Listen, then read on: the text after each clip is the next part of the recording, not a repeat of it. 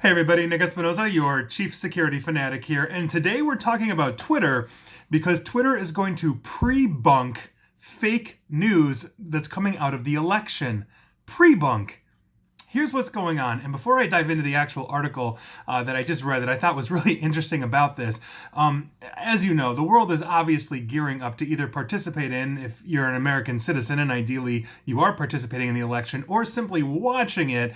And we've already seen our share of early voting already.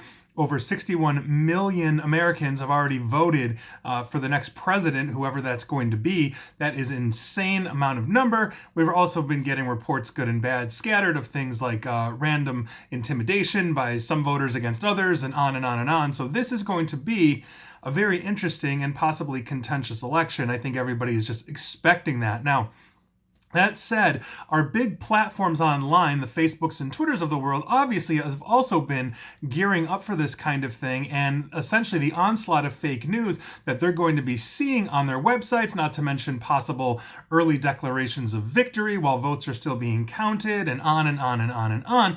But Twitter has actually decided to take this one step further. And this is some really interesting reporting coming from the AFP, because Twitter said today that it would take the proactive step of alerting its users to potential misinformation in preparation for unverified claims about the election, which is next Tuesday, 8 days away. Now, it said it would place notices on the top of user feeds warning that there may be delays in full election results and that people might see quote-unquote misleading information about voting by mail, meaning Twitter users are pumping this out. Voting by mail is bad, or the election results are actually done and X candidate won. This is the kind of thing that they are trying to warn people about. Now, they're calling this pre-bunking, and it's part of an effort to try to stay ahead of baseless claims about the election before they actually occur. Meaning, if you are planning on tweeting out that mail-in voting is bad, basically Twitter is trying to be preemptive and say, no, it's not. So if you see that, obviously don't listen to that person. And so essentially this is coming from the head of site integrity, Yoel Roth of Twitter. And to quote him, he says, "We're introducing pre-bunks for some of the most common misleading claims about the hashtag election 2020. Research shows that getting ahead of misinformation is a powerful way to build resilience. Excited to see this application of inoculation theory in practice." Now, this move is the latest by just the various online platforms that are aimed at stemming a wave of unverified claims during the campaign and now soon to be during the election. And so that's obviously a huge thing. Twitter has said previously that it would remove tweets that encourage violence or call for people to interfere with election results or operation of polling places. I think that's a really good move because a free and fair election is exactly that, free and fair. Now, it is also said that candidates for office may not claim an election win before it is authoritatively called, and that premature claims would be labeled with a link to the platform's election page. So obviously when the votes start becoming certified and ratified and then reported is when that's going to happen. We already know that by virtue of the millions and millions and millions of people that have done early voting, a lot of those in person, in person, yes, but a lot of those mail-in ballots, that those are going to be counted after the actual in-person voting on election day, which means by that night, because there's so many mail-in ballots, we're not going to have a certified winner.